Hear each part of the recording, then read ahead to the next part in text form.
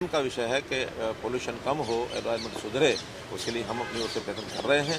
फिर भी जो निर्देश सुप्रीम कोर्ट के मिले हैं हमको, उसके केजरीवाल सरकार ने एक बार फिर मुख्यमंत्री दिल्ली के ने एक बार फिर यही कहा है कि पराली को लेकर के हरियाणा सरकार को कदम उठाने की जरूरत है। बहुत जबरदस्त तमाचा सुप्रीम कोर्ट ने मारा है उनका कि आप हर बार किसान को ही पिटते रहते हो, जबकि किसान के अलावा और इतने सारे विषय हैं जिसमें से प्रदूषण होता है, उस प्रदूषण के ऊपर आप बोलते नहीं हैं। यानी किसानों वाली फॉगिंग पराली, उसका तो हमने खूब प्रबंध किए हैं। हमने मशीनें भी बांटी हैं, हमने उनको जुर्माने भी लगाए हैं, हमने 1000 रुपया प्रति एकड़ उनको इंसेंटिव भी दिया है। हम जितना कर सकते हैं पर्याप्त किया है। बल्कि हरियाणा का और अगर पंजाब का देखें तो पंजाब और हरियाणा की पराली में कम से कम 20 गुना ज़्यादा पंजाब के अंदर पराली जलाई गई है। हमारे पास डाटा रोज़ आंकड़े आ रहे हैं।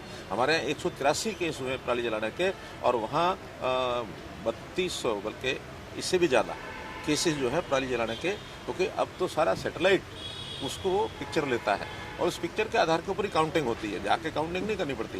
कहाँ हमारा 183 केसेस आया, उनके लगभग 3500 केसेस आए, लेकिन फिर भी वो क्या करते हैं क्या नहीं, हम 183 केसेस जो आए हैं ये भी आगे ना आए, इसका प्रबंध करें। सर एक CSR की आप बैठक, क्या उद्योगपतियों से बातचीत हुई, उनका नाराजगी जो नहीं, कोई नाराजगी नहीं है। हमने उद्योगपतियों से बातचीत की और बातचीत करने के बाद जो आपसी बातचीत में सहमति बनी, उसी आधार पर हमने जो 50,000 रुपये की लिमिट थी प्रति व्यक्ति की आय का, उसके ऊपर लागू किया था, लेकिन उसमें से उसको कम करके हमने 30,000 रुपये प्रति मास ये कर दिया है, और इससे सब संतुष्ट हैं। मुख्य रूप से तो मारुति के लोगों को इसमें ज़्यादा ऐतराज़ था, और आज आप देख लें कि मारुति ने नए उद्योग लगाने की सहमति दी है, तो उसके बाद ही दी है। हमारा नोटिफिकेशन भी हो गया, सब हो गया है, और जनवरी में ये ठीक से सब जगह लागू हो। सर एक जानकारी चंडीगढ़ से आई थी कि रोजगार मेले वगैरह, जिस तरह से 75% रिजर्वेशन का कानून भी लागू हो गया है, वो किस तरह से इम्प्लीमेंटेशन होगा कि जल्दी से जल्दी 2-3 महीने की एक टाइमलाइन रखी गई? 22 नवंबर से और 15 दिसंबर तक हमने सभी डिपार्टमेंट्स को कहा है कि जो परिवार पहचान पत्र के माध्यम से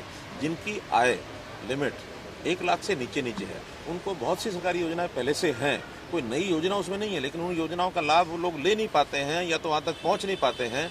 हमने सब बैंक वालों से भी बात की है, सभी डिपार्टमेंट से भी की है। उन सब योजनाओं में से जो लाभ उनको मिल सकता है, स्किलिंग के नाते स्किलिंग करा सकते हैं, लोन के नाते लोन लेके दे सकते हैं, कोई भी विभाग की ओर से जो उनको सहयोग होगा वो करेंगे, ताकि एक जानकारी के रूप में सब डिपार्टमेंट वहाँ जाएंगे और चिन्हित करके लोगों का बुलाएंगे, ताकि हम 1 लाख का जो नए लोगों को रोजगार बढ़ा करके उनकी आय बढ़ाने का टारगेट है, वो हम इस वर्ष का पूरा कर सकते हैं। थैंक यू, धन्यवाद। दुष्यंत सर आपने